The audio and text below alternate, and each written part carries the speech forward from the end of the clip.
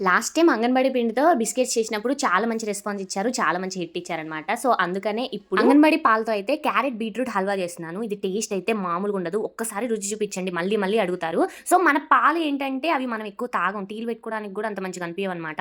So, paneer లాగైనా, halwa లాగైనా చేసుకుంటే చాలా బావుంటది. సో, పన్నీర్ ఈసారి ట్రై చేస్తా. మీకు కావాలనుకుంటే కామెంట్ చేయండి. సో, ఫస్ట్ ఈ క్యారెట్ బీట్రూట్ హల్వాకి వచ్చేసేసరికి క్యారెట్‌లు అయితే ఒక పావు కిలో మందం ఉన్నాయన్నమాట ఇంట్లో. సో, ఒక బీట్రూట్ అయితే పెద్దది చాలా పెద్ద సైజ్ ఉంది. సో, ఒక్కటే తీసుకున్నాను. ఈ రెండిటిని కూడా మంచిగా గ్రిల్ చేసుకోవాలన్నమాట. మంచిగా చిన్న చిన్న పీసుల్లాగా చేసేసుకుంటే మంచిగా నీట్‌గా వస్తది మనకు హల్వా అయితే. సో, ఫస్ట్ పాన్ తీసుకొని మన డ్రై ఫ్రూట్స్ మీకు నచ్చిన డ్రై ఫ్రూట్స్ అన్నీ కూడా మంచిగా నేతిలో వేయించుకోండి. నెయ్యే మనకి మెయిన్ ఇక్కడ.